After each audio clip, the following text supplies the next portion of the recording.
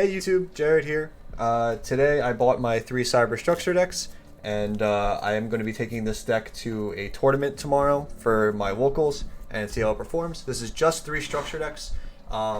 Something funny happened while I was opening them. You can see it on my stream. It was quite interesting and unfortunate for me at least, and I hope it doesn't happen to anybody else, but you'll see that when I get later on.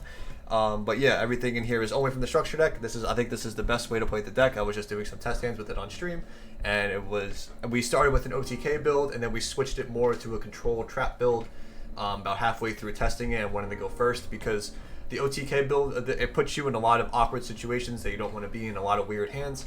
When the control build is going 2 to 3 interruptions consistently, like every hand. I was mock drawing probably about 10 hands and they all did it.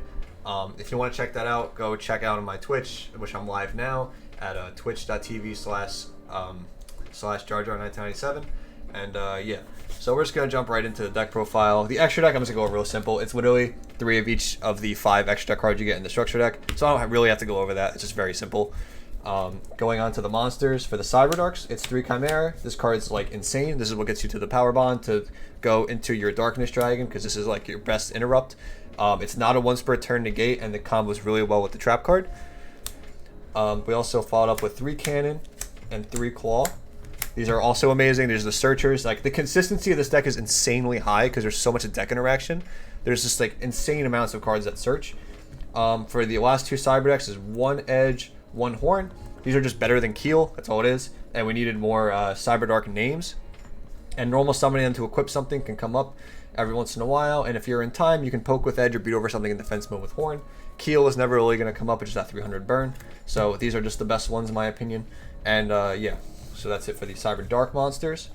Going to the actual Cyber Dragon monsters, we play 3 copies of Core because it's a searcher and it also searches the Cyberdark spell or traps. So that's really important. One of the best normal summons, if not the best normal summon, next to Chimera. 2 copies of Nashter, which can revive Chimera from the grave or discard it and then revive it. It's the best thing to revive Chimera with as a good extender. And then we also played 1 copy of hers, which is a follow-up to add back the core after you do your combo. So you get 2 to 3 interruptions plus a follow-up as well. And then 1 Cyber Dragon to search off the hers for the first time, so you get free, just like free value overall that you can use for the following turn. And that's it for the monsters. Whoops, you had the traps first. For spells, we do 2 copies of Horizon and 3 copies of Realm.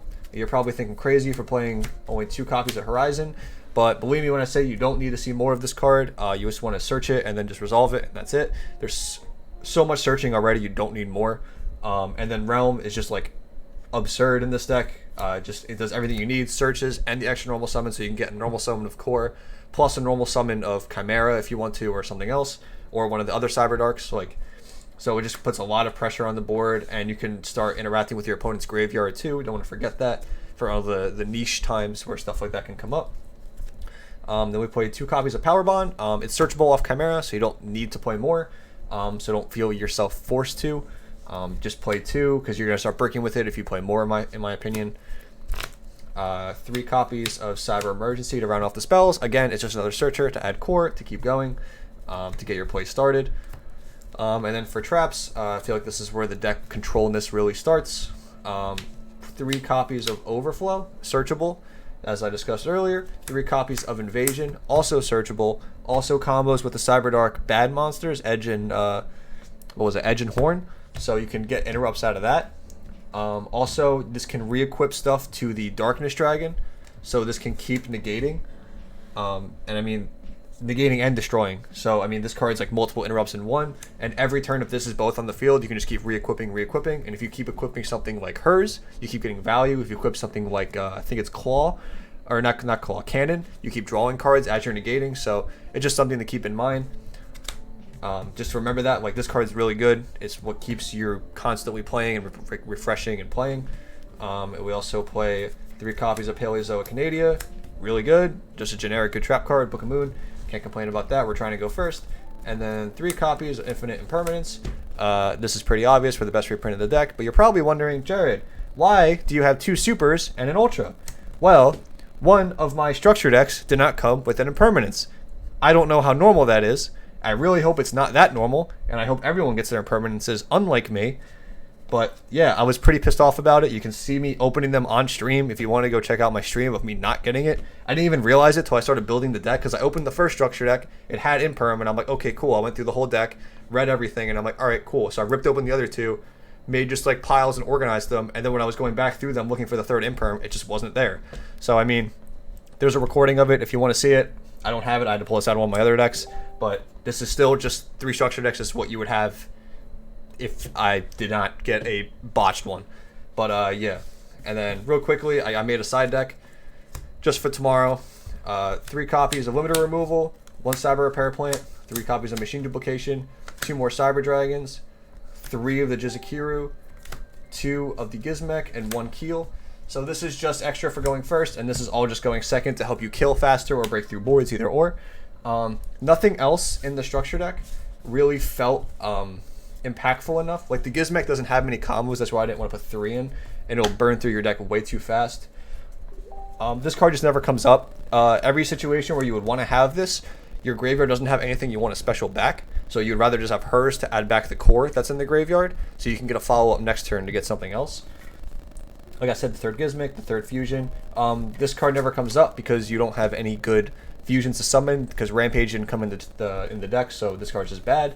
Overload Fusion, it's just sacky and bricky. You don't need it. You're searching for your fusions, not trying to hard sack draw them or brick on it. 3rd Naster, you don't need. This card's just bad. Just summon Cyber in. Call the Haunted's too slow. Repair Plant's only good if you had Link monsters. You don't have Link monsters, so it just doesn't really work very well. 2 more hers, again, just because you don't have Link monsters. Again, it's something you have to remember.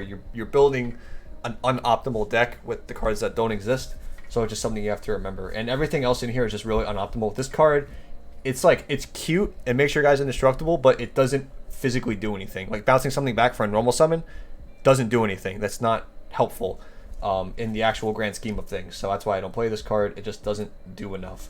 And making your guys indestructible is whatever in like the real metagame, right? Like I'm going to an actual tournament with like Drytron, Tri-Brigade, like stuff like that. Like I can't just like be playing like actual useless cards. Like I want all my cards to be playable in some kind of way. 3rd overall Power Bond, I didn't want to brick on it because you could just search it. Cyber Dark Impact's just bad, and I think that's everything. All the other cards just aren't optimal. This card's atrocious. It's just like a super neg, and all the fusions you can make aren't like worth it for this. This is never going to come up. Yeah, I think that's pretty much it. Gildorga doesn't come up. Yeah, that's pretty much it. All the other Cyber Dragon cards are just bad. Valley's too slow. And yeah, that's pretty much it.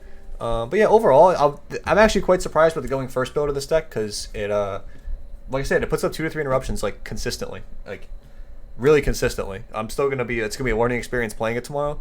But from if you want to look at the stream of what I was doing, I've recorded all of the mock draws. Feel free to go look at them. I was talking to chat about it, and yeah, everyone was super helpful. Thank you guys so much, and I'll see you in the next video. Peace out.